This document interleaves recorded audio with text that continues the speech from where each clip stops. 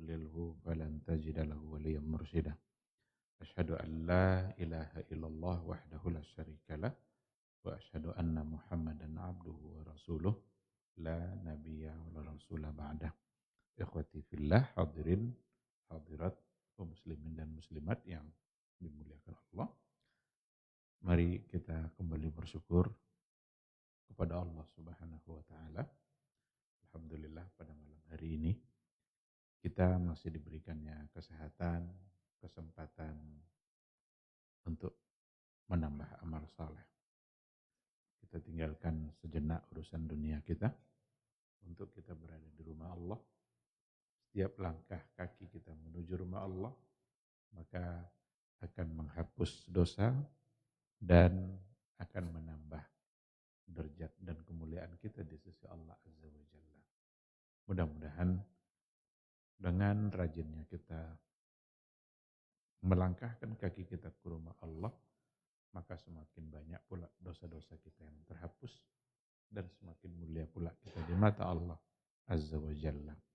Kita berharap mudah-mudahan di masa yang akan datang kita selalu dipermudah untuk memperbanyak kebaikan dan amal saleh. Akhwati fillah, berselawat dan bersalam kita untuk Rasulullah sallallahu alaihi wasallam. Allahumma salli ala Muhammad wa ala ali Muhammad. Mari kita muliakan diri kita dengan banyak-banyak berselawat. Rasulullah sallallahu alaihi wasallam adalah orang yang paling mulia, orang yang paling dicintai oleh Allah Subhanahu wa taala. Maka mencintai orang yang dicintai Allah itu akan menjadi satu kebaikan dan satu pahala. Kita berharap mudah-mudahan cinta kita diterima. Mudah-mudahan nanti di hari mahsyar kita dimudahkan dan diizinkan oleh Allah untuk mendapatkan syafaat dari beliau. Amin ya rabbal alamin. Ikhwati fillah, ma'asyiral hadirin wal hadirat, rahimani Allah wa iyyakum. Kembali pada malam hari ini kita akan melanjutkan kajian tauhid, kajian akidah melalui sebuah buku Al-Muntaqa min Syuruhi Thalathatil Usul, pilihan-pilihan dari syarah kitab Thalatha Al-Usul. Kita sudah sampai pada Al-Aslus Tsani, fondasi yang kedua, bagaimana kita mengenal Islam. Dan yang terakhir kita bahas adalah makna syahadatain. Dan makna syahadatain yang kita bahas baru separuh pertama. Asyhadu an la ilaha illallah. Kita bersaksi bahwa sesungguhnya tidak ada yang berhak untuk kita sembah kecuali hanya Allah Subhanahu wa taala. Wa asyhadu anna Muhammadar Rasulullah, dan kita bersaksi pula bahwa Muhammad itu adalah utusan Allah. Kita sudah bahas apa makna syahadat yang separuh pertama, la ilaha illallah. Apa konsekuensinya? Ketika kita sudah menyatakan la ilaha illallah, berarti bara'atum minasyirki. Bara'atum minasyirki. Kita mesti berlepas diri dari perbuatan syirik wa ahli dan pelaku syirik. Bara'ah, mesti kita melepaskan diri kita dari itu semua. Mesti kita jauhi. Apapun yang di dalamnya ada unsur-unsur kesyirikan, maka kita berkewajiban untuk menjauhkannya. Kita jauhkan diri kita darinya. Kalau kita masih mendekat kepadanya, berarti syahadat kita hanyalah ucapan lisan. Kalau syahadat hanya ucapan lisan, tidak diikutkan oleh hati dan pengamalan, samalah dengan orang munafik. Orang munafik mengucapkan syahadat atau tidak? Ucapkan. Dan ucapan itulah secara zahir mereka sebagai muslim. Tetapi tidak diikutkan oleh hati dan tidak diikutkan oleh pengamalan. Maka menjadilah dia kelompok munafik. Dalam Al-Quran dikatakan, innal munafiqina fid darkil asfali minan nar. Sesungguhnya orang munafik itu berada di kerak neraka. Arti berada di dasar neraka. Kalau begitu, munafik muslim itu tidak. Padahal dia mengucapkan syahadat. Cuma lisan saja. Nah, nanti munafik itu, nifak itu ada nifak i'tiqadi, ada nifak amali. Kalau nifaknya nifak i'tiqadi, dia tidak muslim. Gimana mau mengatakan muslim? Allah sudah ancam dia fid-darkil asfali minan nar. Maka manusia ini 3 kelompoknya. Muslim, kafir, munafik. Berarti 3 golongan masing-masing terpisah. Kalau begitu, munafik terpisah dari muslim. Tapi tak pula langsung disebut kafir, karena ada ucapan lisan. Tetapi ucapan lisan saja tidak bisa diterima. Nah, oleh karena itu, buktinya kita mengucapkan la ilaha illallah, mesti kita berlepas diri dari kesyirikan. Biar kita tidak terkena oleh nifak i'tiqadi. Beda nanti dengan nifak amali. Kalau nifak amali ya kadang-kadang berbohong, kalau dia berbicara bohong. Itu kan berarti nifak amali. Kalau berjanji kadang mengingkari. Kan itu ayatul munafiki. Salah. Tanda-tanda orang munafik itu ada 3. Itu nifak amali. Nifak amali tentu saja dia tetap menjadi sebagai seorang muslim, tapi dia berdosa dengan apa yang dia lakukan. Tapi kalau nifaknya nifak i'tiqadi, itu bisa menjadikan dia kelompok tersendiri di luar Islam. Baik, sekarang kita masuk pada wa ma'na syahadati anna Muhammadar Rasulullah. Sekarang penggalan kedua. Kalau kita sudah paham makna dari la ilaha illallah, sekarang apa pula makna dari asyhadu anna Muhammadar Rasulullah. Ketika kita mengatakan, kita bersaksi bahwa Muhammad adalah utusan Allah. Muhammad itu seorang lelaki yang diutus oleh Allah untuk menjadi utusan resmi dalam menyampaikan syariat. Dan dia adalah manusia seperti kita. Dulu orang-orang jahiliyah protes dia. Kenapa yang jadi Rasul itu manusia seperti kita? Kenapa tidak diutus kepada kami malaikat? Kenapa tidak diutus kepada kami malaikat? Maka andaikan yang jadi Rasul itu adalah malaikat, tentu payah untuk kita contoh. Karena dia diutus adalah untuk dicontoh. Nah, dikarenakan oleh yang diutus jadi nabi itu adalah manusia biasa sama seperti kita, berarti punya kebiasaan yang sama. Dia makan, dia minum, dia berkeluarga, dia hidup di tengah-tengah masyarakat. Maka dari situlah nanti kita bisa mencontohnya karena dia manusia. Tapi kalau malaikat, coba gimana kita mencontoh dalam kehidupan berkeluarga? Karena malaikat tidak berkeluarga. Gimana cara mencontoh dia adab makan dan minum? Karena malaikat tidak makan, tidak minum. Makanya ketika malaikat bertamu ke rumah Nabi Ibrahim, kan disembelih itu kambing itu, disodorkan kepada tamunya, dimuliakan tamunya. Tapi tidak disentuh sedikit pun oleh malaikat. Karena memang dia tidak membutuhkan itu. Sampai merasa takut pula Nabi Ibrahim itu kan.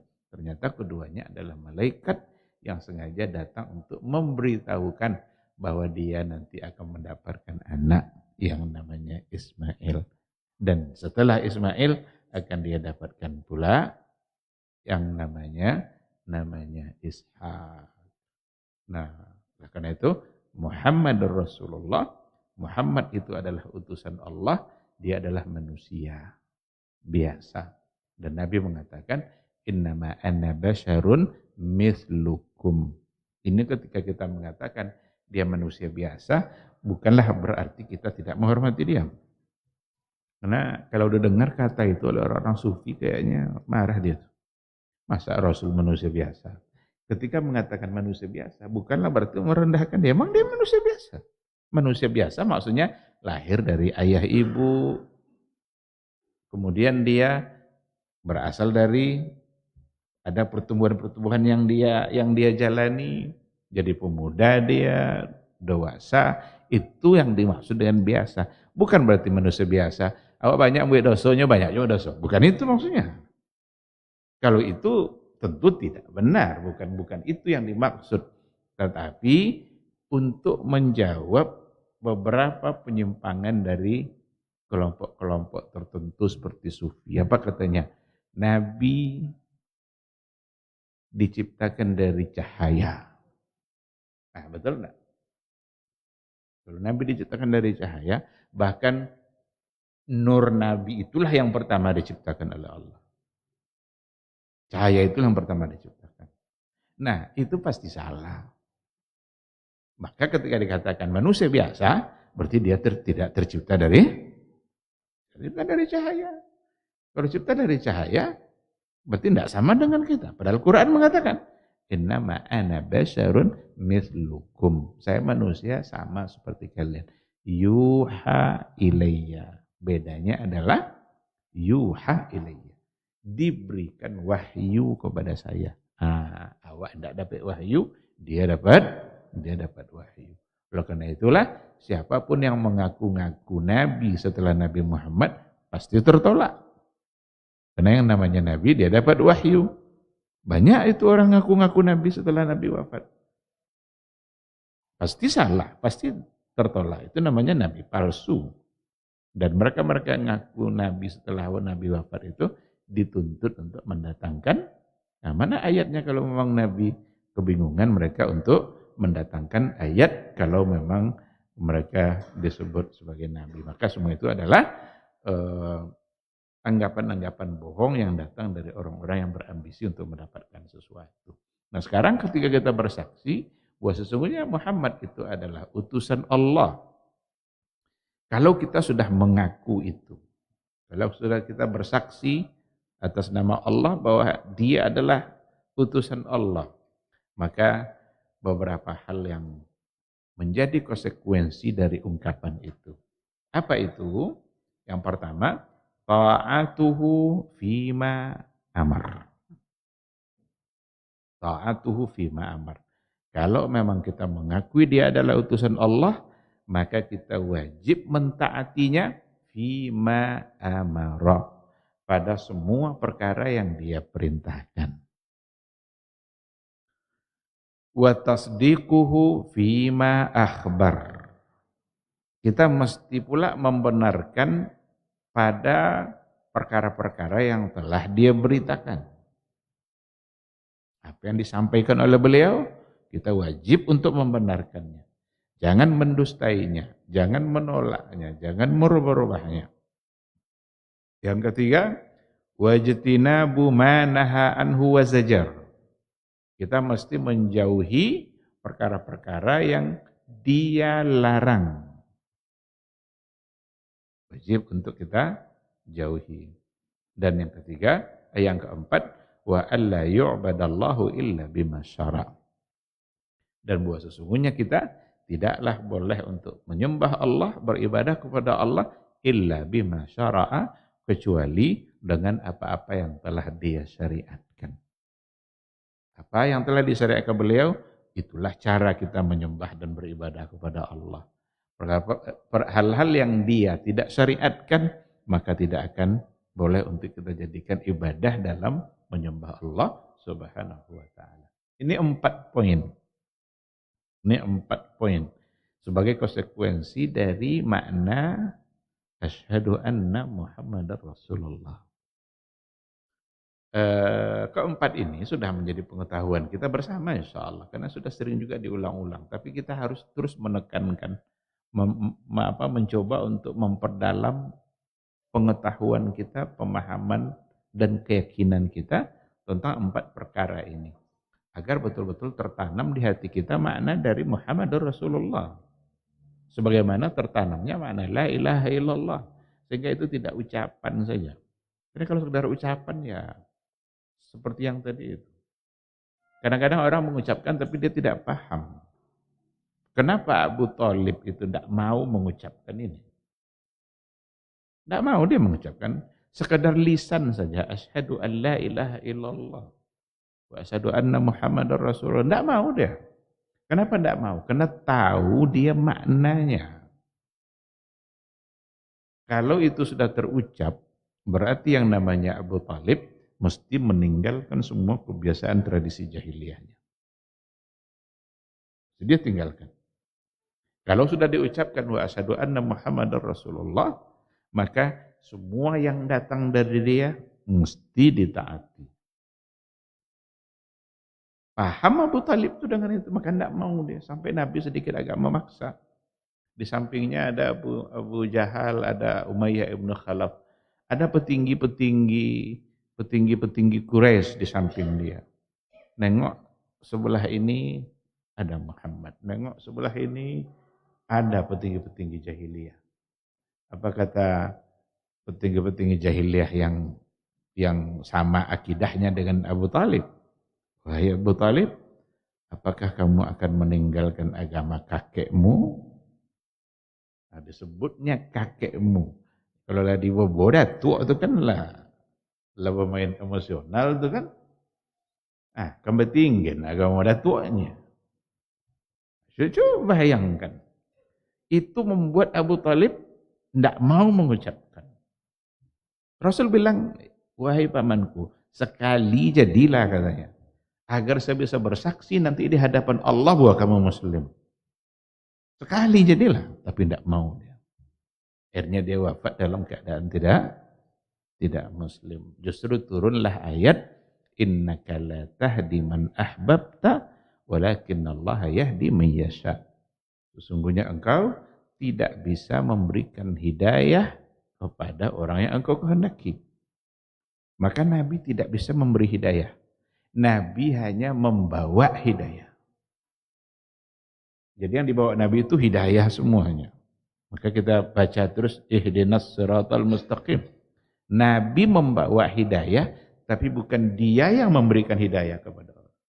Tidak bisa Nabi. Walakinnallaha yahdi man yasha. Tetapi Allah lah yang memberikan hidayah kepada siapa yang dia kehendaki. Oleh karena itu, tugas kita hanya menyampaikan hidayah. Bukan memberikan, memaksa menjadikan orang mendapatkan hidayah. Membawa hidayah kita bisa sampaikan. Maka tugas kita hanya menyampaikan. Tugas Nabi pun hanya menyampaikan. Orang menerima, tidak menerima, itu dikembalikan kepada Allah Subhanahu wa ta'ala. Para Nabi tugasnya hanyalah menyampaikan hidayah. Dia menyampaikan itu. Bukan memberikan hidayah dalam artian orang itu mesti dapat hidayah. Karena itu sudah urusan Allah. Nah, oleh karena itu tidak ada masalah. Ada Nabi yang pengikutnya banyak. Ada Nabi yang pengikutnya sedikit. Ada Nabi yang tidak ada pengikutnya. Gagalkah Nabi itu? Tidak. Karena dia telah melakukan tugas dia menyampaikan hidayah. Adapun hasil itu urusan Allah Subhanahu wa ta'ala. Jadi tidak bisa dikatakan Nabi yang paling banyak pengikutnya berarti adalah Nabi yang paling sukses. Nah, dai yang paling sukses adalah yang bisa mengumpulkan sebanyak-banyak orang. Tidak. Bukan itu urusan suksesnya.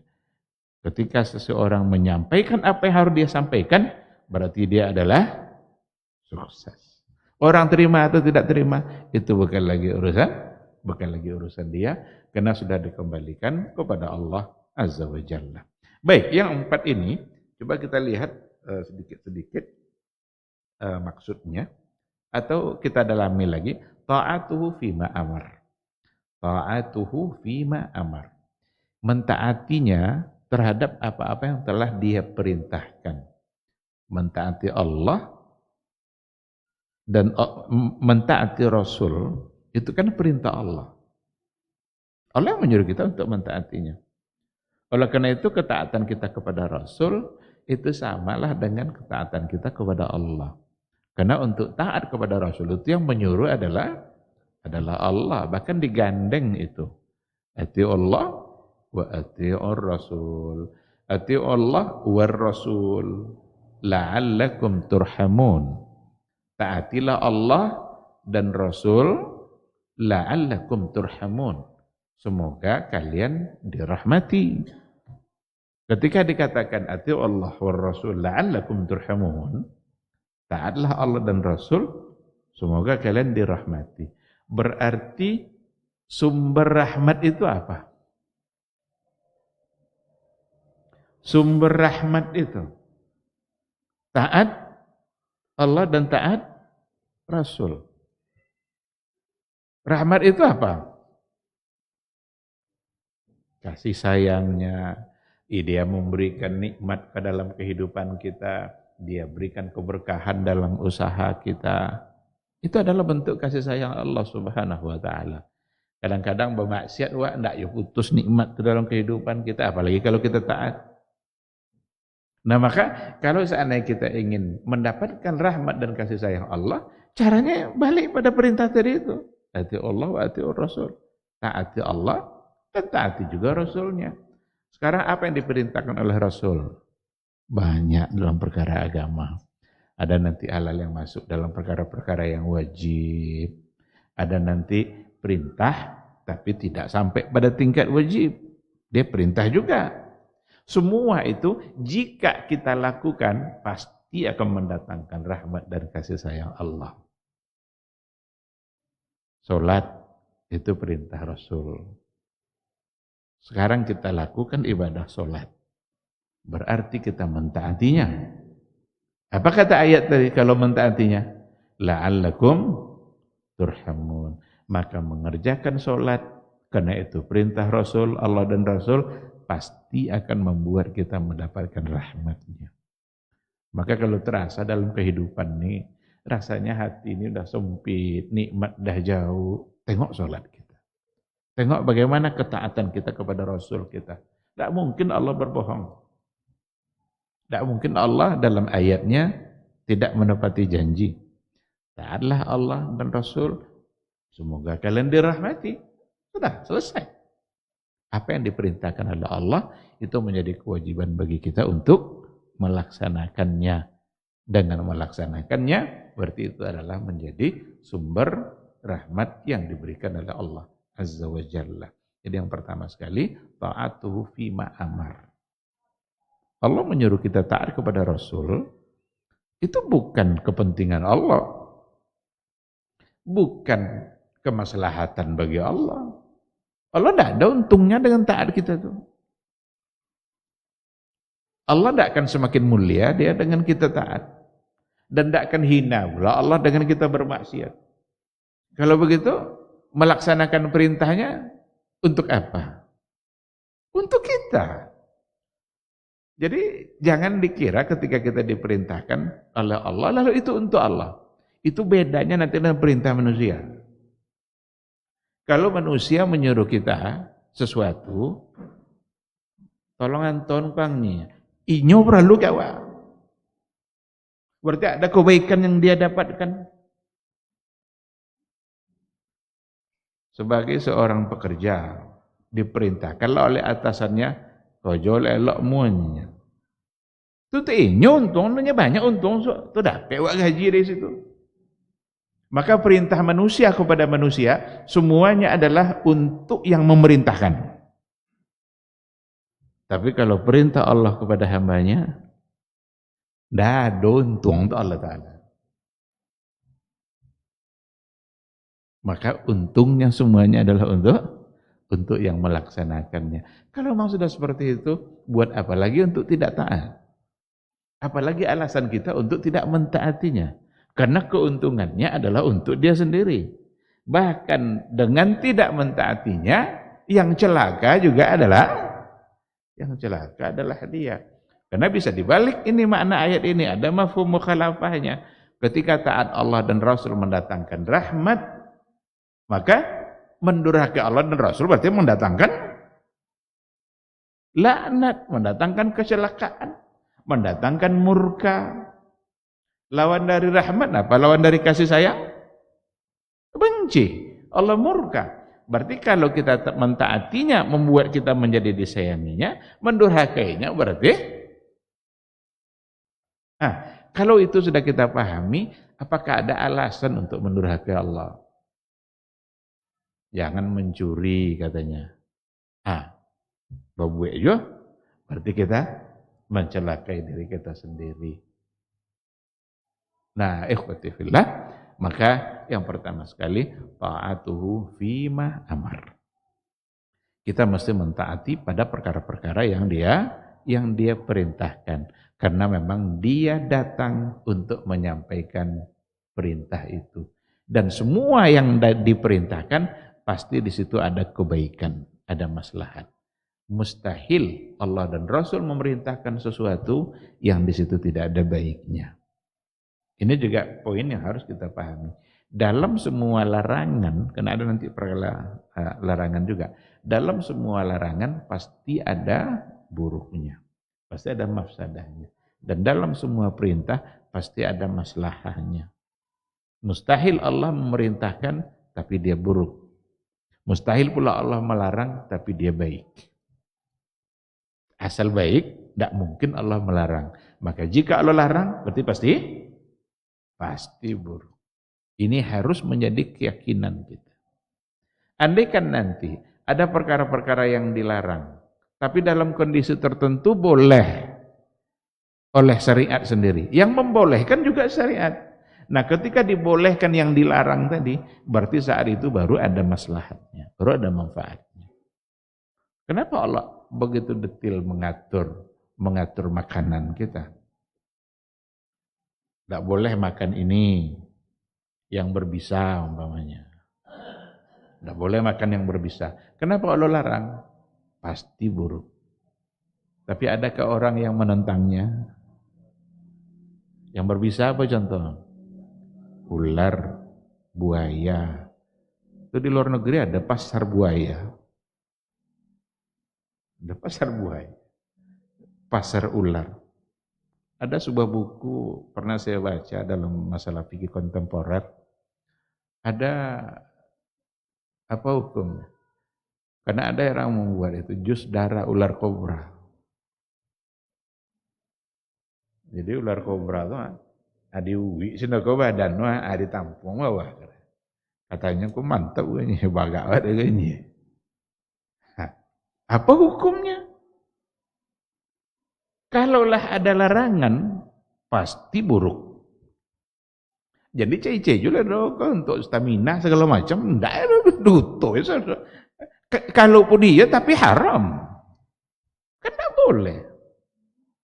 Allah yang sudah melarang. Maka diatur makanan itu, ini yang halal, ini yang haram. Yang haram ini jangan sekali-kali didekati. Allah haramkan darah. Ada orang tuh pas disembelih kau buruh ada tampung, dibekukan nanti, dimasukkan ke freezer. Beku nanti potong-potong canda tahu. Loh, mak apa ini? Lah mak lagi. Tapi halal kah? Jelas haram karena haram. Apa ayatnya? Alaikumul maitata waddama wa lahmal khinzir. Allah mengharamkan darah, mengharamkan bangkai, mengharamkan daging babi. Wa ma uhilla bihi li ghairillah. Allah mengharamkan yang disembelih dengan tidak menyebut nama Allah. Nah, maka mana yang dilarang, mana yang diperintahkan, semuanya pastilah untuk kemaslahatan kita. Dilarang agar kita tidak rusak. Diperintahkan agar kita mendapatkan kebaikan-kebaikannya. Dan memang kalau kita beriman kepada Allah, untuk memakan sesuatu yang haram, memang hati kita sudah menolak dari awal. Kok tidak tentu kok daging babi nah. Kan haram tuh. Tapi kita tidak tahu. Wak makan, deh, tidak kena lomak. Tapi ketika orang beritahu, apa dia makan tuh daging babi ini, langsung tiba-tiba ingin muntah. Itu fitrah kan memang kita beriman. Padahal tadi kan lomak makannya kan. Apa dia haram lo saatnya lomak rumahnya. Bukan soal enaknya. Berarti ada sesuatu yang membuat kita menjadi rusak. Pasti itu. Karena tidak mungkin Allah melarang kalau dia makan. Kalau seandainya memang dia baik bagi kehidupan. Tapi pas ketika makan daging sapi, daging kambing, daging kerbau, pas kita makan, nikmat rasanya. Karena memang itu adalah sesuatu yang dihalalkan oleh Allah Subhanahu wa taala. Jadi ikhwatifillah, yang pertama ta'atuhu fima amar. Yang kedua, tasdiquhu fima akhbar. Kita mesti membenarkan. Tasdik itu dari kata sidqun. Saddaqa yusaddiqu tasdiqan. Kita mesti membenarkan. Apa yang harus kita benarkan? Membenarkan fima akhbar. Pada hal-hal yang dia kabarkan kepada kita. Pada perkara-perkara yang dia sampaikan kepada kita. Mesti kita benarkan. Seperti apa? Banyak sekali. Allah sampaikan Al-Quranul Karim. Berarti kita mesti mengimaninya. Mesti meyakini, mesti membenarkan. Allah sampaikan perkara-perkara hukum. Kita mesti membenarkan. Ketika Rasul mengatakan, iftaradallahu alaikum khamsa salawat. Allah mewajibkan untuk kalian, itu hadis, Allah mewajibkan kepada kalian untuk melaksanakan sholat lima waktu. Itu fima akhbar. Dari mana datang kabar ini? Dari Nabi. Karena datang dari Nabi, maka wajib untuk kita benarkan. Rasul banyak menyampaikan perkara-perkara yang akan terjadi. Kalau Nabi yang menyampaikan dan benar penyampaiannya itu, maka kita wajib percaya. Karena Nabi yang menyampaikan.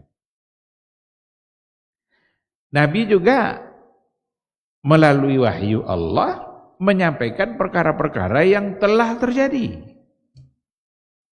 Banyak hal-hal yang umat terdahulu tidak tahu dia apa yang terjadi pada masa dulu kecuali datang dari Rasulullah Sallallahu Alaihi Wasallam. Itu kira-kira orang-orang ahlul kitab, orang-orang Yahudi yang hidup pada masa dulu. Apakah mereka mengetahui semua yang terjadi pada nabinya? Kebenarannya? Tidak. Kapan mereka baru yakin? Ketika Nabi menyampaikan. Tongkat bisa jadi ular, laut bisa terbelah oleh tongkat Nabi Musa. Ada namanya Uzair yang mati 100 tahun lalu hidup kembali. Itu semua ada wahyu yang disampaikan oleh Nabi. Karena Nabi yang menyampaikan, maka itu sesuatu yang benar dan wajib untuk kita percaya. Jadi yang dulu, yang akan datang kan berarti belum terjadi. Apa contohnya? Perkara-perkara yang berkaitan dengan tanda-tanda hari kiamat. Jangan sekali-kali ditolak jika memang hadisnya adalah benar. Masuk waktu, kita jawab dulu suara azan, nanti insyaallah kita sambung.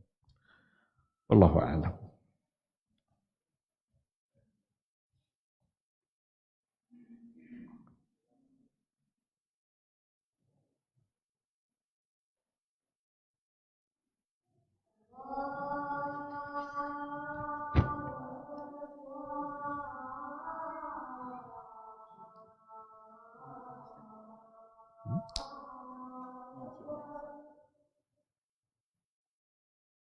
Samul.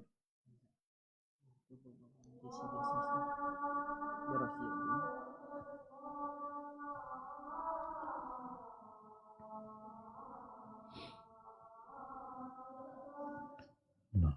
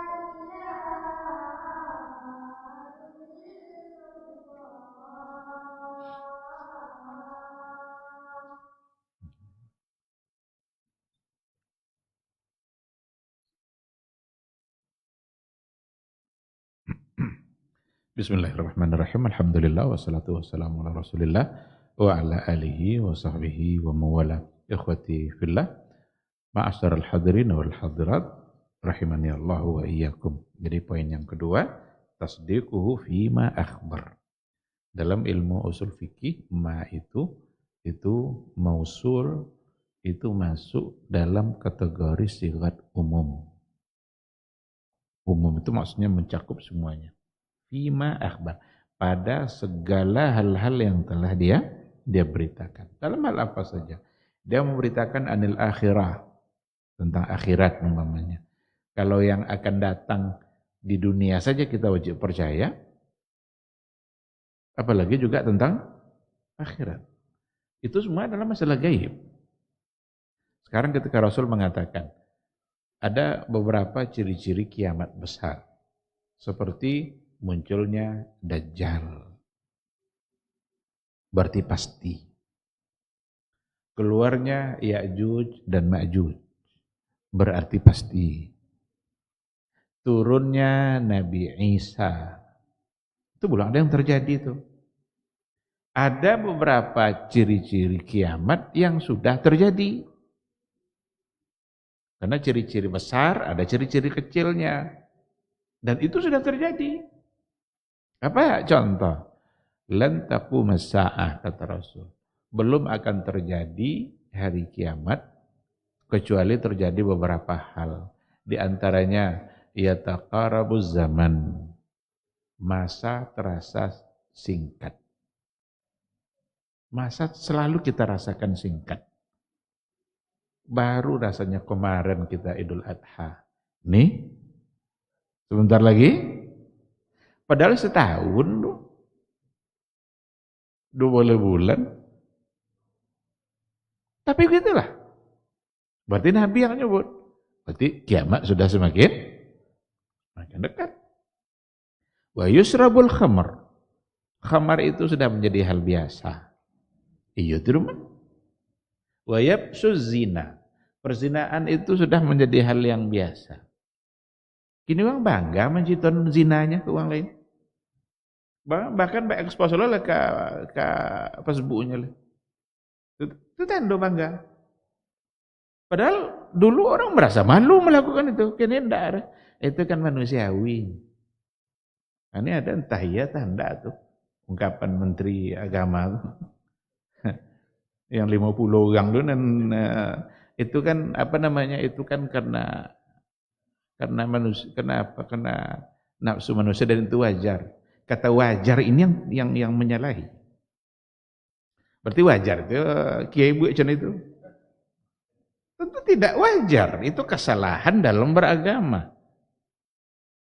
Pasti kesalahan dalam beragama, bahkan membawa agama.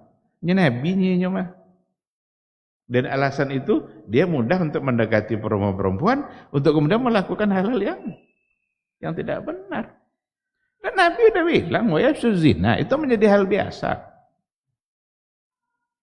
Berarti benar ungkapannya. Wa yantiqu ar-ruwaibidah. Nanti banyak yang ngomong ruwaibidah. Sebelum terjadi hari kiamat. Ada sahabat yang bertanya, wa mar ruwaibidah ya Rasulullah? Apa ruwaibidah itu ya Rasul? Nah, di situ Nabi mengatakan, orang-orang yang tidak mengerti apa-apa, tapi dia yang mengatur urusan manusia. Dia tidak mengerti agama, tapi dia yang bicara agama. Lebih dahulu nyonya bi halal haram dulu, padahal dia bukan ahli di bidang itu. Ada tidak terjadi? Ada, karena memang Nabi mengatakan. Maka tasdiqu fima akhbar, membenarkan apa yang telah beliau beritakan. Nah, diberitakan oleh Nabi bahwa nanti di akhirat akan ada hisab. Semua kita akan berada di padang mahsyar. Yuhsyarun nasu yaumal qiyamati hufatan uratan ghurla. Kau percaya enggak, Pak? Dikumpulkan manusia nanti pada hari kiamat hufatan uratan ghurla. Tidak pakai sandal, tidak pakai pakaian, tidak dalam keadaan dikhitan. Itu ada sendiri. Percaya? Wajib kita percaya. Nanyalah Aisyah ketika itu, ya Rasulullah, kalau tidak berbaju, seseling mandang dengan orang lainnya. Ini tidak baju sangat dah. Apa kata Rasul? Al-amru yawma izin asyad. Keadaan hari di waktu itu jauh lebih dahsyat. Tidak terbayang le mana mandang terus karena dahsyatnya hari itu. Dia akan berhadapan dengan Allah untuk dihisab. Itu tekanang juga itulah. Sedangkan di dunia aja kalau ada keadaan-keadaan yang gawat tidak tekanang itu dah. Terjadi kebakaran bom itu ini dalam rumah itu. Kalau di rumah kadang tidak terpakai sawung dah. Itu di dunia bro. Apalagi kalau di akhirat. Maka ketika Aisyah nanya, tidak jadi itu sedunia. Rasul jawab, al-amru yawma idzin asyad. Urusan manusia di hari itu dahsyat. Karena akan mempertanggungjawabkan semua amalannya. Itu kabar dari Nabi. Karena kabar dari Nabi wajib kita percaya. Akan ada nanti sirat. Akan ada titian. Yang kalau tidak lulus dalam melewati titian berarti masuk neraka. Akan ada nanti telaga Rasul. Ada telaga Rasul. Diibaratkan oleh Nabi telaga itu dari Madinah sampai ke Yaman sana. Luasnya. Dan nanti menunggu-nunggu. Nabi ditunggu-tunggu, kita ditunggu-tunggu oleh Nabi. Umatnya ditunggu-tunggu. Yang datang kasih minum, yang datang kasih minum. Man syariba minhu lam yazma abadan. Kalau ada orang sudah meminumnya, maka dia tidak lagi merasa haus. Ini kabar dari Nabi. Nah, apalagi di antara kabar dari Nabi, dia beritakan tentang surga, tentang neraka, wa ghairu dzalika min sifatillahi dzatiyah wal fi'liyah. Allah beritakan tentang sifat-sifat Allah, baik yang berhubungan dengan zatnya maupun yang berhubungan dengan fi'linya, perbuatannya. Nabi menyampaikan itu, Nabi mengkhabarkan. Ketika Nabi mengkhabarkan, kalau kita sudah mengatakan asyhadu anna Muhammadar Rasulullah, semua yang dikhabarkan Nabi wajib untuk kita terima. Ketika Rasul mengatakan bahwa nanti kita akan melihat kepada wajah Allah, percaya. Itu tidak jangan percaya. Berarti kurang syahadatnya itu. Oh, tidak mungkin dah ni. Masa Allah punya wajah ni? Ini Rasulnya buat. Yang tidak boleh tu menganggap wajah Allah sama dengan kita, itu tidak boleh. Karena dia Khalik dan kita adalah makhluk. Sedangkan wajah sesama makhluk tidak sama. Kambing ada wajah sama wajah manusia. Tidak. Karena Rasul yang menyampaikan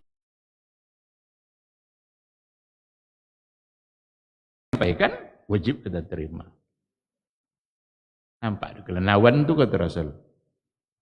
Bukan awan, bulan purnama. Kata sahabat. Lalu kata Rasul, satarawna rabbakum. Kalian nanti di akhirat akan melihat kepada Rabb kalian kama tarawnal qamar, seperti kalian melihat kepada bulan itu. Bulan mana tak? Lihat. Berarti Allah, karena kita melihat Allah seperti melihat bulan itu. Rasul tidak sedang menyamakan Allah dengan bulan, tapi sedang menyamakan cara melihatnya. Itu tidak boleh sebut Allah di atas. Banyak orang kini itu tagan, jadi sudah itu je, kapiu kaliannya. Ya Nabi menyebut. Jadi tasdiqu fima akhbar, membenarkan apa saja yang diberitakan oleh Rasulullah sallallahu alaihi wasallam dari sifat-sifat Allah baik yang zatiyah maupun fi'liyah. Yang fi'liyah berarti perbuatan Allah. Perbuatan yang dilakukan oleh Allah sesuai dengan kemuliaannya, seperti apa, kapan dia mau membuatnya, itu bukan urusan kita. Itu urusan Allah Subhanahu wa ta'ala. Allah bisa enggak marah? Bisa. Berarti Allah punya sifat fi'li yang namanya marah. Karena orang-orang Mu'tazilah tidak boleh sebut, tidak ada sifat Allah marah, ada katanya. Marah itu artinya Allah sediakan neraka. Allah bisa tidak cinta? Bisa, kalau dia bisa marah, masa bisa cinta? Innallaha yuhibbul muttaqin. Sesungguhnya Allah mencintai, berarti ada sifat Allah fi'linya mencintai. Tapi kata sebagian seperti orang Mu'tazilah, tidak boleh dikatakan seperti itu. Yang makna mencintai itu adalah Allah sediakan surga. Surga dan neraka itu konsekuensi dari cinta dan murka. Jangan gara-gara itu kita menolak sifat Allah mencintai dan murka. Banyak hadis-hadis yang disampaikan oleh Rasulullah SAW, asalkan hadisnya sahih, maka kita wajib untuk mengimani dan menerimanya. Karena itu tasdiquhu fima akhbar. Allah gembira dengan taubat hambanya. Berarti Allah bisa gembira? Rasulnya bu itu. Jangan bayang kok gembira cendawa. Itu yang tidak boleh. Karena saat kita meyakini sifat-sifat Allah, mesti saat itu juga kita yakini laisa kamitslihi syai'un. Ada hadis mengatakan orang-orang yang mujahid fisabilillah, orang-orang yang wafat di jalan Allah dalam berperang, bertemu dengan Allah, Allah tersenyum kepadanya. Ada hadis. Adakah sahabat dulu yang menolak itu ketika Nabi menyampaikan? Adakah yang mempertanyakan? Sudah, senyum dulu Rasul. Ada? Tidak ada. Karena mereka tahu bahwa itu kemuliaan Allah Subhanahu wa ta'ala. Disitulah letak kemuliaan Allah dan sesuai dengan kemuliaannya dia bisa berbuat apa yang dia kehendaki. Apa yang dia mau, kapan dia mau, itu urusan Allah Subhanahu wa taala. Oke? Jadi tasdiqu fima akhbar. Yang ketiga, wajtinabu ma naha anhu wa zajar. Kita mesti menjauhi perkara-perkara yang telah dia larang. Nah, kalau perintah untuk ditaati, kalau larangan berarti untuk dijauhi. Katanya jangan riba, berarti kita jauhi perbuatan riba. Jangan mencuri, berarti jauhi perbuatan mencuri. Jangan berbohong, berarti jauhi perbuatan bohong. Kan itu semua adalah ma naha anhu wa zajar. Sedangkan yang keempat, wa alla yu'bad Allahu illa bima syara'a. Alla yu'badallah, bahwa kita tidak boleh menyembah Allah, beribadah kepada Allah illa bima syara'a, kecuali apa yang telah dia syariatkan, Rasul yang menyampaikan syariat itu. Maka Imam Malik apa katanya? Semua yang tidak pernah menjadi syariat pada masa Nabi tidak akan pernah jadi syariat hari ini, kata Imam Malik. Maka makna itu adalah fala yubtada'u fid din mimma lam yasra'hu Allah. Maka tidak boleh melakukan perkara-perkara baru dalam agama dari hal-hal yang memang Allah tidak mensyariatkannya. Gimana cara kita menyembah Allah? Sesuaikan saja dengan cara yang diajarkan oleh Rasul kita. Condapo dia jonde. Begitulah cara kita untuk menyembah Allah. Begitulah cara kita untuk beribadah, untuk bertauhid. Bagaimana Rasul mengajar umat dalam bertauhid, meyakini Allah? Begitulah yang harus kita ikuti. Ketika Rasul mengisbatkan sifat-sifat Allah untuk diyakini, meskipun nanti ada secara lafaz kesamaannya dengan manusia, tetapi kesamaan itu hanya pada lafaz, bukan pada hakikat. Apakah seorang ibu punya rasa kasih sayang? Ya. Apakah Allah juga penyayang? Iya. Tapi apakah sama? Tidak. Sama sekali. Rasul melihat ada seorang ibu yang kehilangan anak. Lalu anak itu dapat kembali. Aja dapat sayang gitu orang. Tadi hilang, pemadu sama ama hilang anak di pasau. Panyong mencai. Ada apa anak yang hilang tadi? Aku tuh dapet tadi. Gimana kira-kira luapan kasih sayang seorang ibu? Dan Nabi menunjuk seorang ibu yang kehilangan anak tadi. Pas ketemu dengan anaknya kembali, dipeluknya, diciumnya. Rasul ingin memberikan pelajaran. Nampak dia kena nama tuhnya. Cuma sayang ke anak tua. Hilang tadi, kini dapat. Apa kata Rasul setelah itu? Sungguh Allah punya kasih sayang atau kasih sayangnya kepada hambanya jauh melebihi kasih sayang ibu itu kepada anaknya. Berarti sama-sama kasih sayang, tapi tidak sama hakikatnya. Namun lafaznya dan samanya loh. Sekadar lafaznya yang sama. Apakah Allah melihat? Melihat. Apakah kita melihat? Itu sama? Tidak sama. Melihat kita terbatas. Bapu laki kiwa jarak pandangan awak yang masih nampak. Ini kenapa masih nampak oleh kita? Karena jaraknya masih dekat. Kok di yang botol kok agak-agak 1 meter, masih nampak enggak? 2 meter, jangan kan dijauhan le, di doket bono ke mata cono kah? Dak nampak lah. Padahal di doket no ha. Sadio tambah jole kan? Enggak. Iko huruf ka, condo kau bisa membaca. Kecondo kau enggak nampak. Jadi kan itu semua kelemahan. Berlaku enggak itu pada Allah? Allah tidak ada satupun yang tertutup. Tapi sama-sama melihat, ya, berarti kesamaannya ada pada. Itulah ibarat tadi. Dia punya wajah, kita punya wajah. Sama-sama punya, iya, pindah sama. Jangan dinafikan. Dinafikan, oh ndak mungkin sama, ndak mungkin ada aja sama tu jawab. Yang ngoton sama jawab itu salah. Itulah kesalahan. Jadi dinafikan. Menafikan Allah bukan menafikan sifat, bukan berarti itu sedang memuliakan Allah. Menafikan sesuatu yang Allah sebut berarti itu menganggap kelemahan dan kekurangan.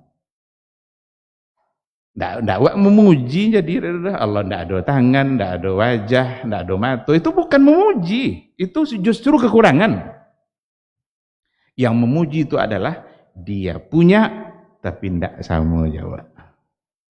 Saya sering mencontohkan begini. Ada seseorang yang ingin kita puji. Dia kaya, banyak piti. Yang ndak ada sepedanya. Tidak muji dulu.